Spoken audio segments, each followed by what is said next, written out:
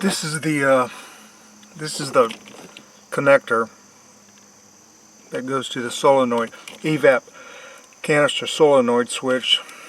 This ties directly into the electronic control module, because the electronic control module what determines when this purge valve opens and closes. It's mounted right here.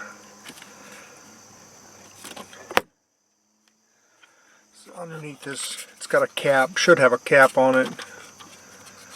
But the first thing you would want to do is be sure that you had power coming to this connector that goes to the switch, because if you don't have any power,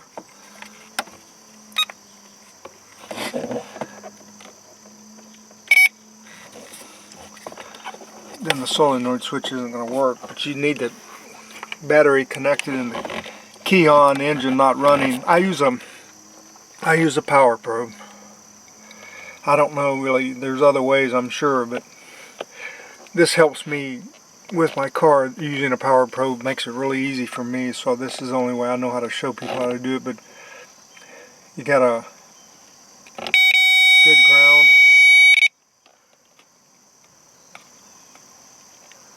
The sun's shining right on me.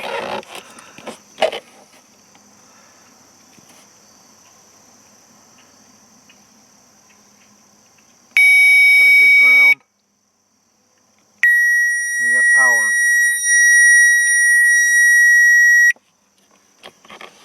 So I know my connector is good here, and I know I've got power going to it. So we'll move on to the next step.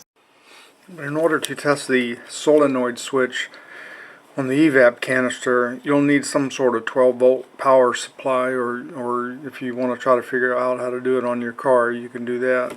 But I took it off. I took the solenoid switch off, and I have an old computer power supply that I just converted over to a 12-volt power source. But this is the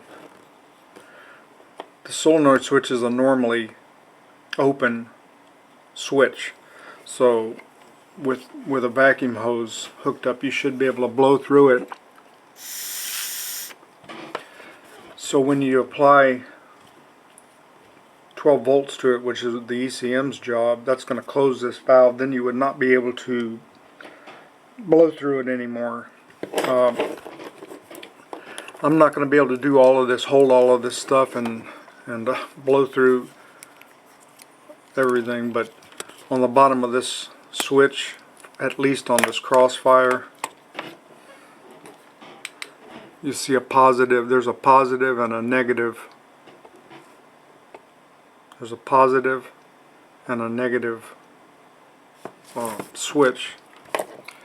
You can it's labeled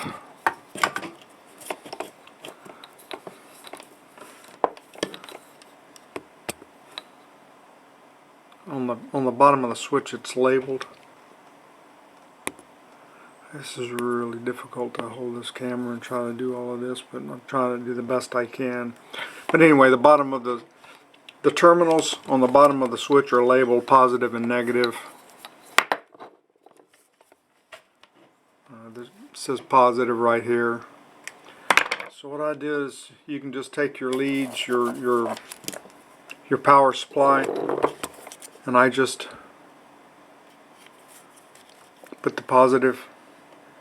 Then I just ground it using my power source, and you can hear the valve, you can hear the solenoid switch clicking. You can hear the switch clicking. Well, I know the solenoid switch is working. When it gets power, it's opening and closing. What I can't do and work all of these things is, once you get it closed by applying 12 volts of power to it, you'll have to blow through this again, and you should not be able to blow through it. That would mean it was closed, because again, this is a normally open valve. So you apply 12 volts, and then you try to blow through this again, you should not be able to. And that tells you your solenoid switch is working. Bad thing about these is they're discontinued, so you can't find them. I've tried before, so if this isn't working, that's a problem. Another thing you need to do is apply 10 inches of vacuum. You know, close off your supply. Apply 10 inches of vacuum to the solenoid and make sure that it'll hold.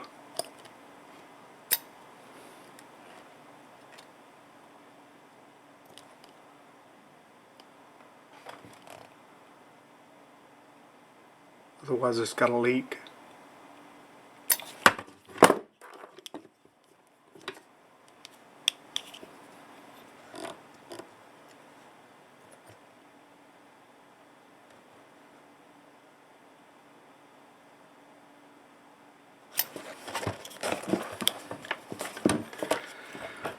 So it's kind of a pretty easy test on this little solenoid switch, but the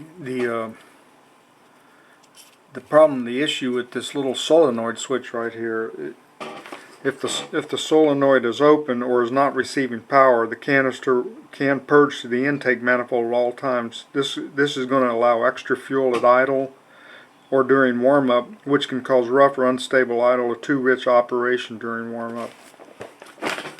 So if you're going to leave your evap system all connected up the way it was designed, all of this needs to check out. You know, I made another video about testing the canister, and you know, I hope this helps somebody out.